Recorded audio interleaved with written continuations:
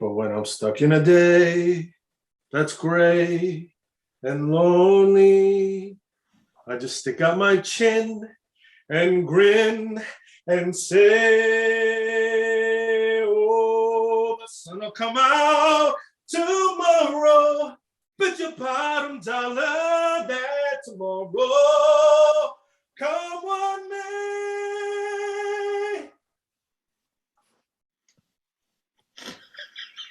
It's your boy, Big Reg.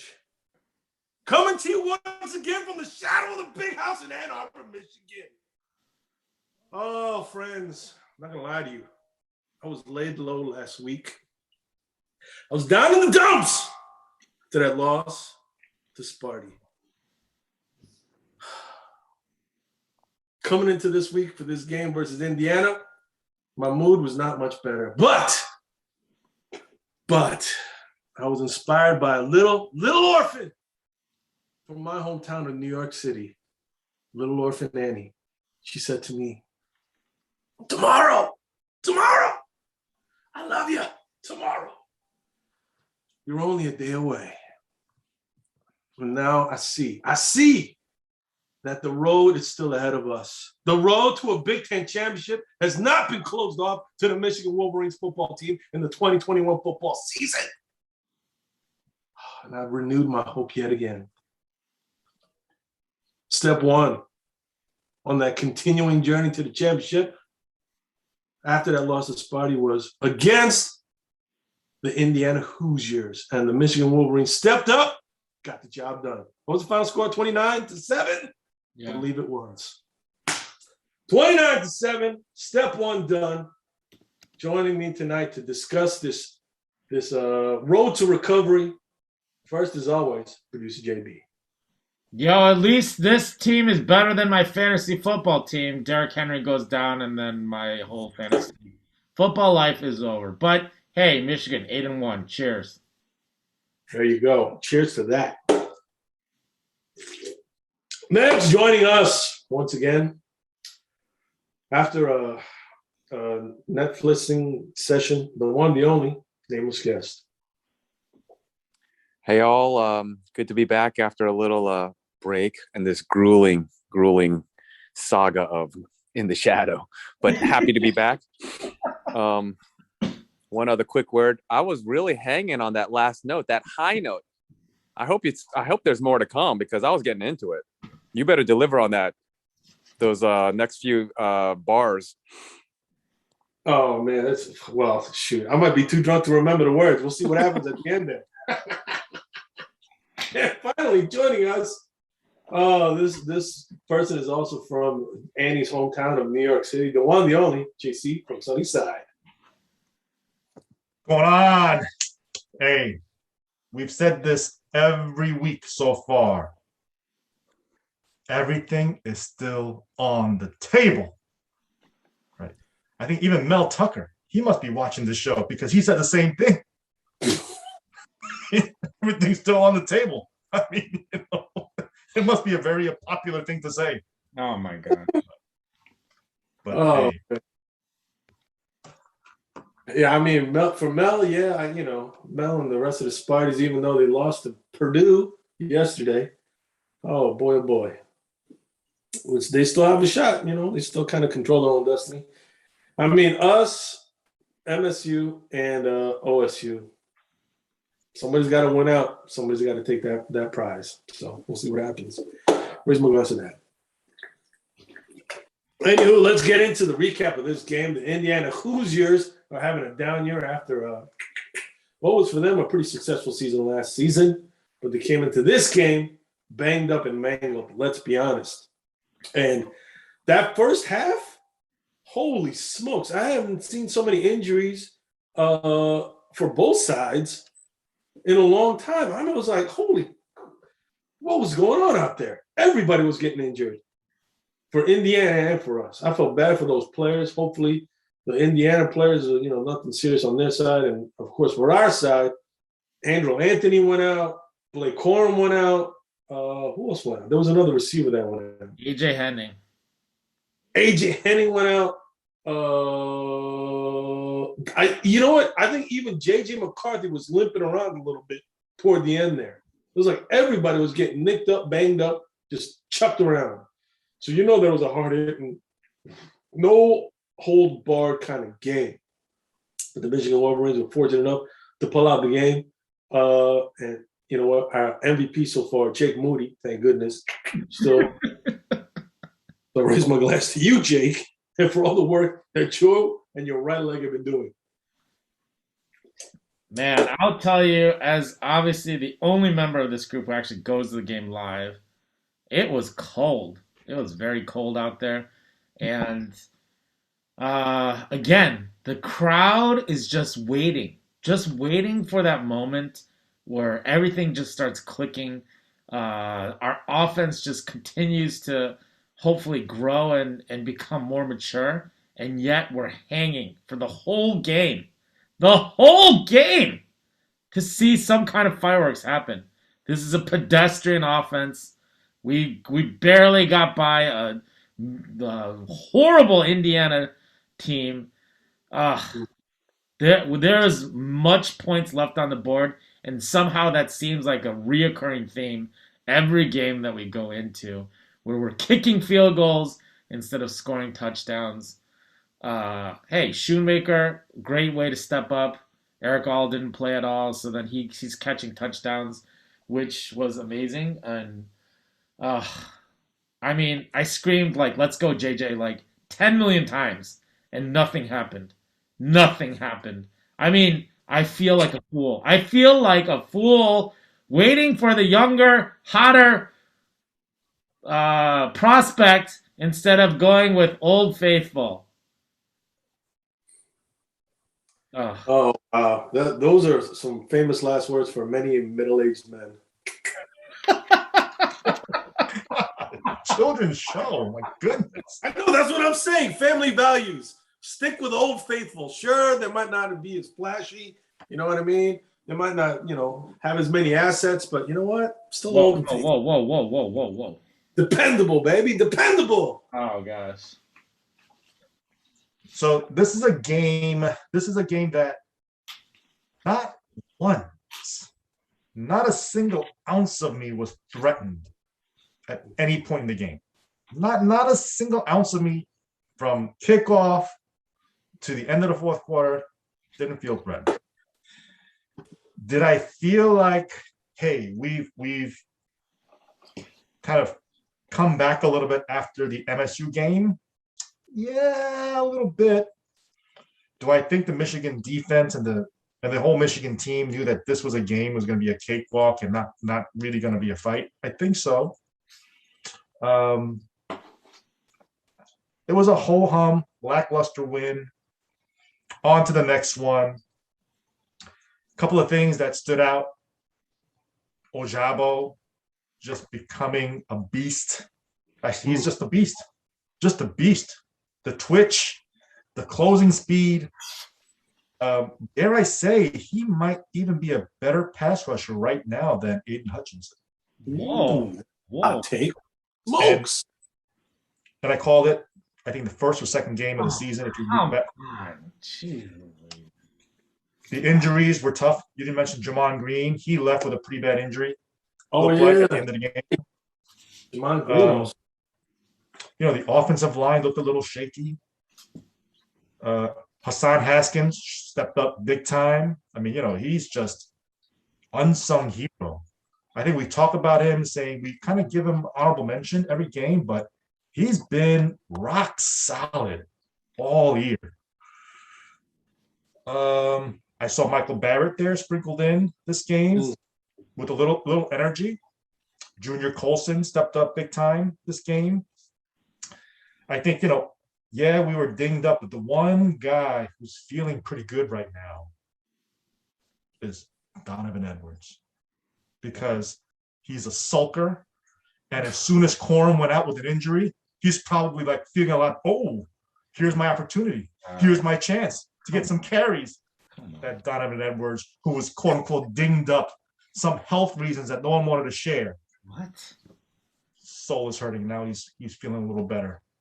That self-centered Donovan Edwards. And False. Oh, Why you attack Donovan Edwards every episode for no Fake reason? news. because I feel like there's something else with him not joining the team for the last 2 weeks. For him to not be on the sideline. What You is know what it up with might be? It might be COVID. He might have COVID, but due to HIPAA laws, they don't want to say that he has COVID. Oh. One more thing that was a little concerning. That we said, listen, one more thing. I know we've been talking about. Wait. Before you do your one more thing, if it turns out that he had COVID and you've been just bad mouthing him this whole time, will you at least No, because he apologize was sulking before COVID. Oh. He was sulking from the start of the season, even from his recruitment. He was just a prima donna. So one more thing. I think we've been talking about JJ versus Cade all year. And I think I'm going to give Nameless Guest a little credit here because we were saying this together that as a freshman, as a true freshman, we want him when he rolls out, when he's under pressure, he's got to learn to throw the ball away, make the mature play. He's always trying to make the home run play, the spectacular play. That's a true freshman. That's why he sits, and that's what we need Cade out there, right, to win the game for us. So JJ still growing, lots of talent, but Cade is a starter, and he should get consistent playing time. JJ needs to wait his turn. Totally agree. What I'm also going to agree on is, never in doubt. It was a comfortable victory, and I actually enjoyed it because taking perspective of the college football landscape, we've had our little informal chat on this. There's carnage out there week in and week out, and this week there was even more than the past previous weeks. I mean, we don't have to go run the laundry list of all the upsets that occurred and even the near upsets. So week to week game here. It's not easy to bring your best every week. It was a tough loss. The refs jobbed us last week. I mean, we're Michigan men. We try not to make too big a deal of that stuff, but the more the week went on, the more upset and frustrated and even angry I was getting at the Big Ten refs. They suck. I'm just going to come out and say it. I watched the Rich Eisen bit, and it got me even more pissed off. It's like I watched the Ohio State-Nebraska game, and you watched that game, roll the tape. The refs were sucking it up and jobbing the Cornhuskers as well. Seriously, watch that game. Terrible calls. I'm getting all riled up again, but everything is on the table. You're right. It's still there. And isn't it interesting? From the very beginning of the season, I had a solid L penciled in against the Nittany Lions, okay? It was going to be a whiteout game. I was even thinking about showing up there because I'm tired of listening to all my buddies here taking credit for themselves, being the only one attending the games, patting themselves on the back for all the scores that they predicted within 20 points. My goodness, it's like every single thing you have to take credit for. My God. It was a good victory. We prevailed. Marching on. We Michigan men, we celebrate all victories. Wow, nameless guest just venting all the feelings out tonight. Holy smokes. Just not holding back at all. Forget guarding his heart. He's just barfing his heart out right now. Just everything. Barf it all. Tell us how you really feel. Wow. Oh, good golly. And now joining us, better late than never, I guess, the one, the only, Mr. Squarehead. Game sucked. Play calling sucked. This is just a typical setup that we know what's going to happen in November. During the game, there was a stat line that was put up. If you guys saw that in November, Harbaugh's record in November, especially against ranked teams, is dismal. We know what's going to happen. This team is overrated. We all know that. We don't have any good quality wins other than maybe at Wisconsin, arguably. And we know what's going to happen the next, 3 games we have left? Penn State, Maryland, OSU. Come on.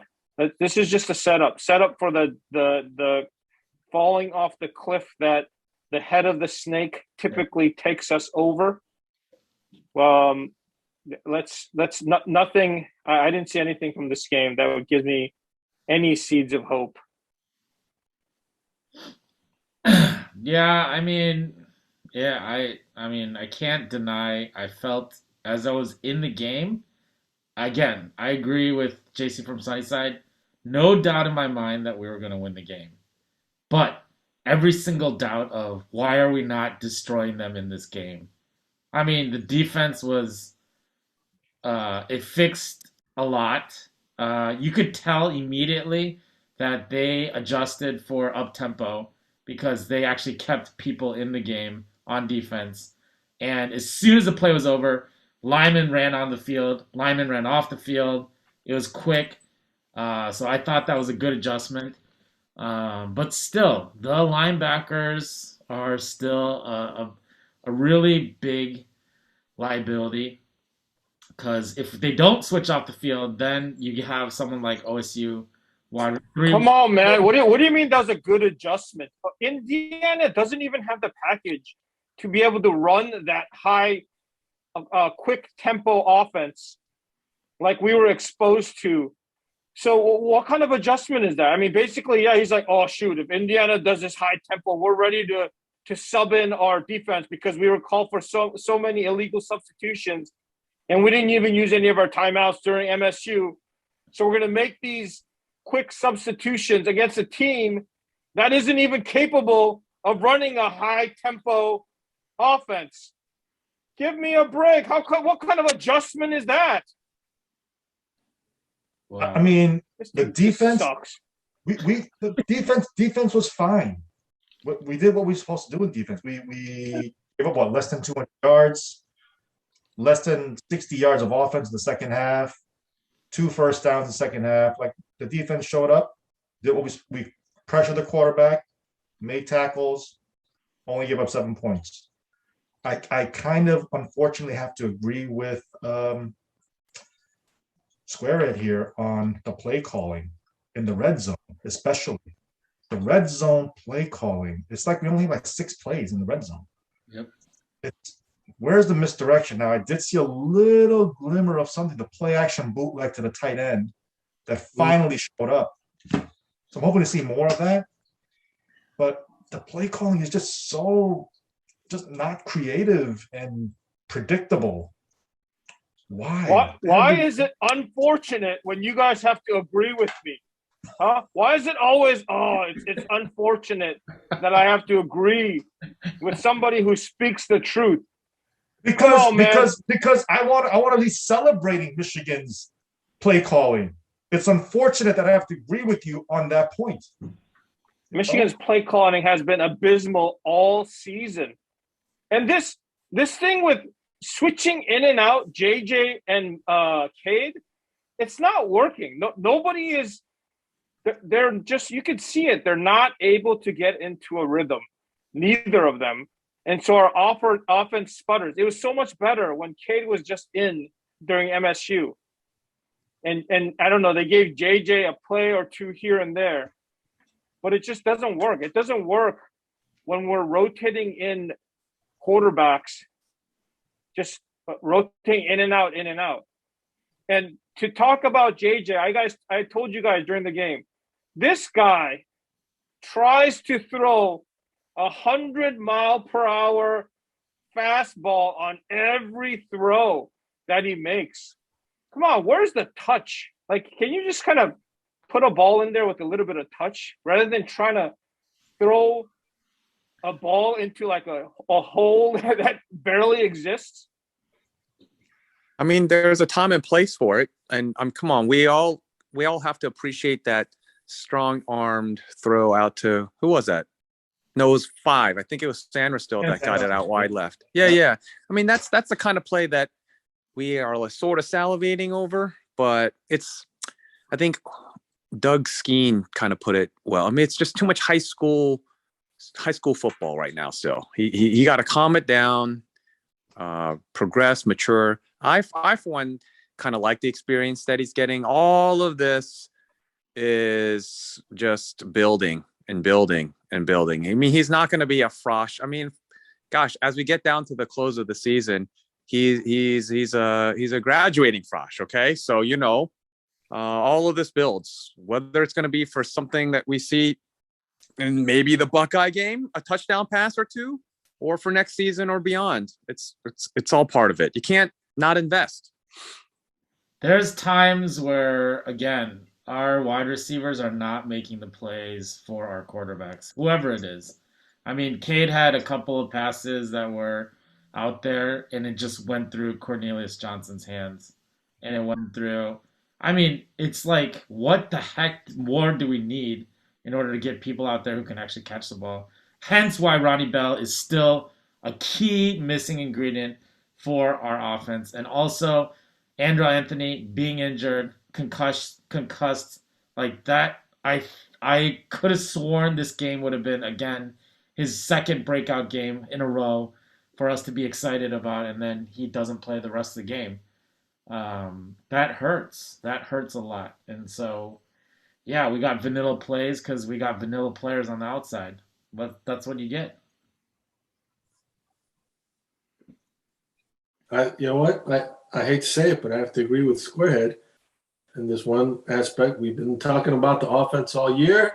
And again, the offense struggled today. But to producer JB's point, we were missing a couple of key, I shouldn't say a couple, a lot of key pieces.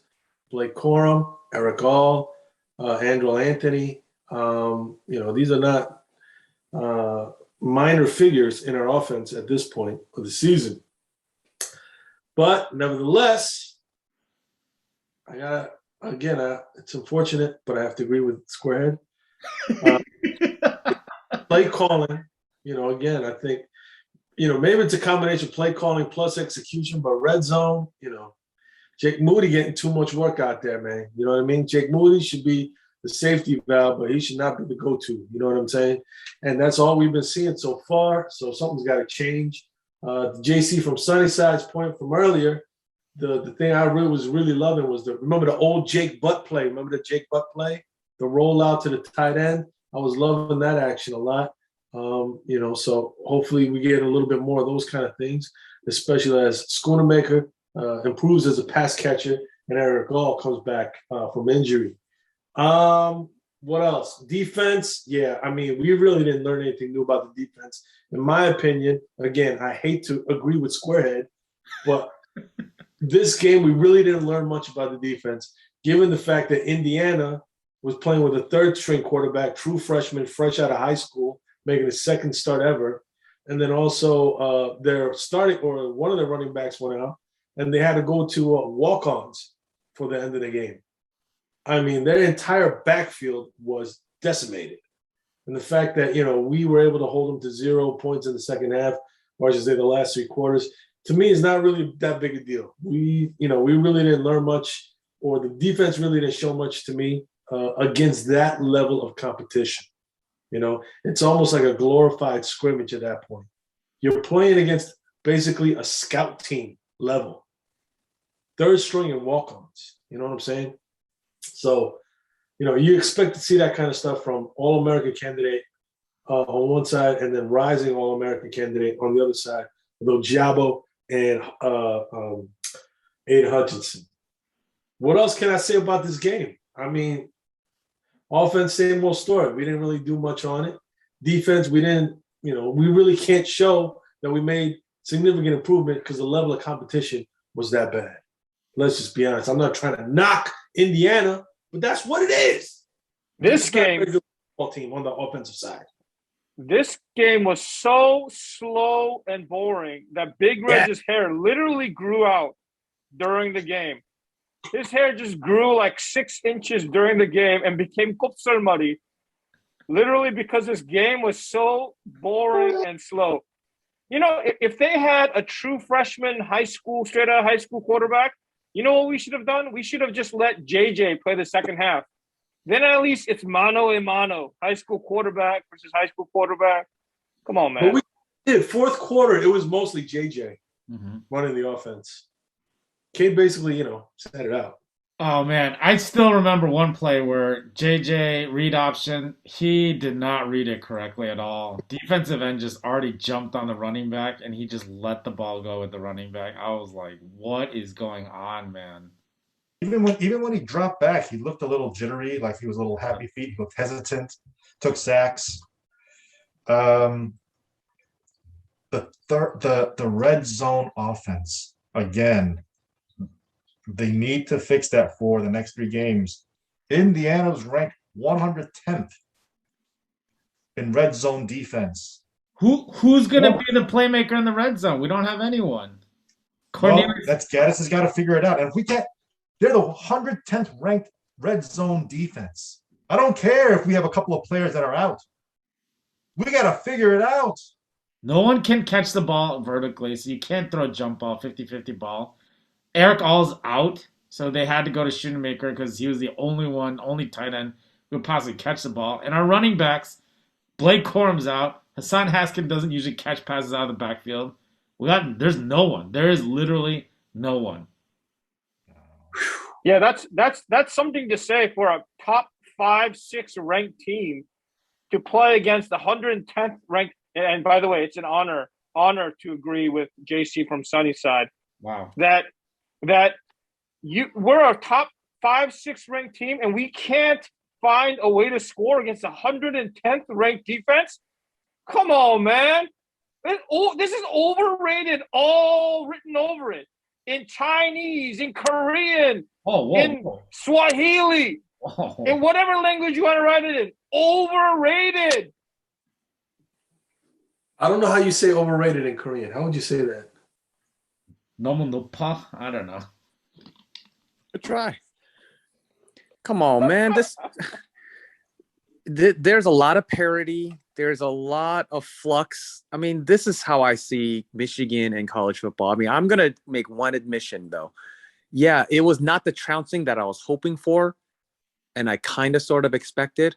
So there was some elements of frustration. There was a few points where even though I was confident, I was just like, I startled the dogs, couple of dogs going barking mad a few times because I couldn't contain, yes. But you survive, you look around, you look at the scoreboard, you see what else is transpiring. You see a lot of other coaches on the hot seat. Come on, man. We got one loss. We got a good shot to take down a big foe in Happy Valley. It's there, man. We're surviving. And we literally got that game last weekend stolen from us. Come on, we played good enough to win. It ain't all that bad. We're right there. I would say it's kind of ironic that State beats us last week. They get ranked 3rd in the nation. They lose to Purdue, and yet they still ranked ahead of us. Like, if there's anything more ironic than feeling that we're getting gypped or we're feeling like we're the underdog, it's kind of ironic that we're ranked right behind them. But anyways, there's still things left to prove. And yes, Penn State, they announced it's a noon game, so we're gonna have to deal with Happy Valley, at least not at night. So there's a good run. There's a good run possible. I don't want to get ahead of myself and start talking about predictions for what's going to happen next week down at Happy Valley. But again, I'll just say this. As far as what we've learned about this team from this Indiana game, you really can't say much on either side of the ball. The only thing that you've learned is that I can take away is that Jake Moody is money. That's it. Moody is money. But other than that, it's the same old problems on offense, and the defense is still a question mark because we haven't faced a high level of competition yet. Hey, and Haskins. Haskins is money. Come on, man. All right, you know what? Raise my glass to Haskins. Haskins has shown that he can get the job done, regardless of who's in front of him and playing offensive line, regardless of what the situation is in the passing game. Haskins gets the job done. I do think, though, even though we knew that the red zone offense was a problem, I think this past week really accentuates it. I think there's going to be a focus all week on fixing our red zone offense for the next 3 weeks. So it might be a blessing in disguise. Come on, produce JB. Why are you shaking your head? We need the players who can actually make those red zone things happen. And I think Corum's going to be still injured. Eric Gall will come back. I'm hoping Andrew Anthony passes concussion test because we desperately need someone who could jump for that 50-50 ball. There's some major things that need to have happen in order for us to be confident that any kind of red zone action will actually be better. You know, I don't Come want to. on, man. The top 5-6 ranked team. The lack of confidence in the red zone. You just said we're overrated, so why are you Oh, screaming? That's what I'm saying. I didn't want to bring this up, but was it only me that was feeling that Blake Corum was a little shaky even before he got injured? Yeah, I think he's injured and he's just trying to go muscle through it, and he finally got really injured. I think the guy literally jumped into his knee, and so he's in a walking boot now. I mean, he doesn't look the same. You're saying that he was trying to play through an injury, and then the Indiana game basically, it became too much and he had to go out. Is that what you're saying? That's what I'm saying. I'm not sure about the injury part, but I would agree with you that he was been looking shaky for a couple of weeks at least. Yeah,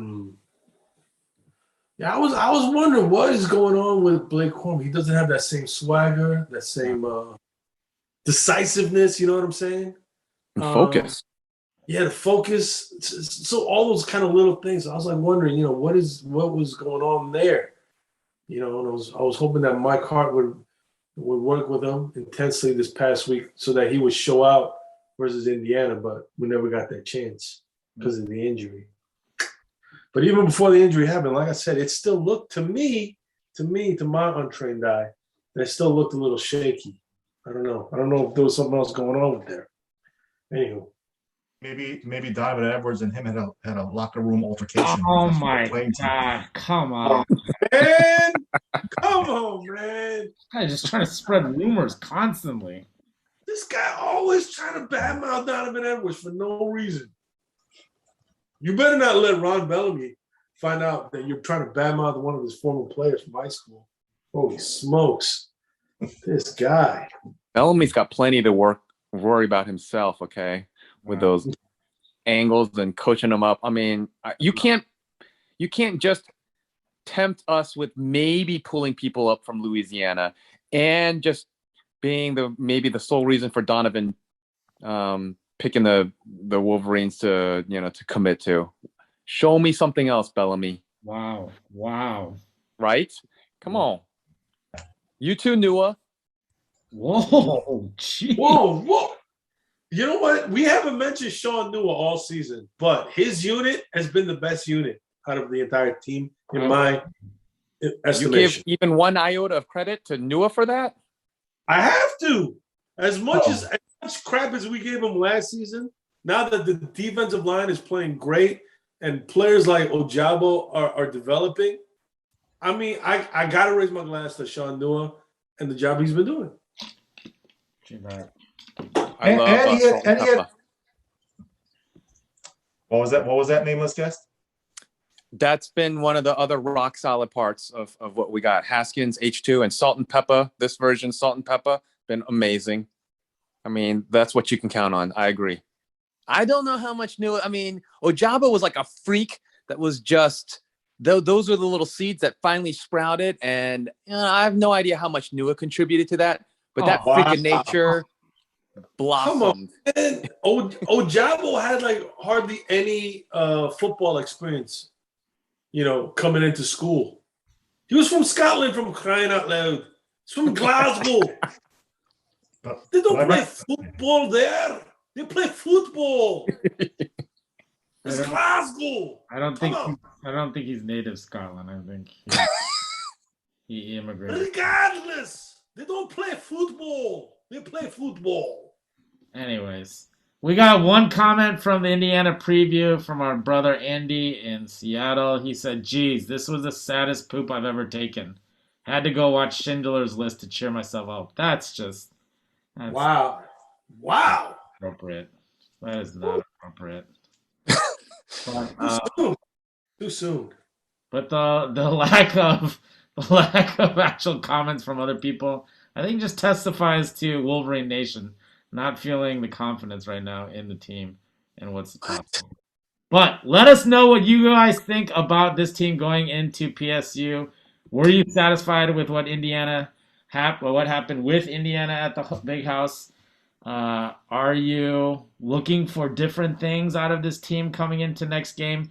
Put it in the comments down below. Click like, subscribe, comment. Let us know your thoughts on what's going on. Plus, how do you think Reggie's hair is? Should he keep it or not? What's going on with that?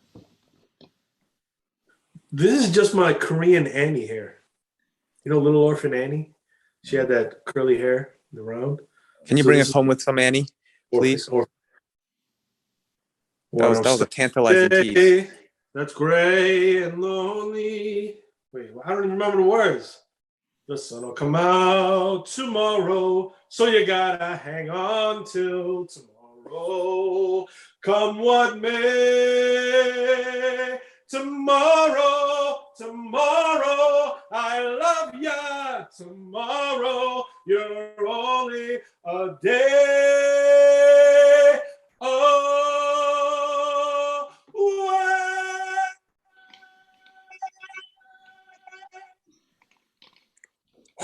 That's what I was waiting for, baby.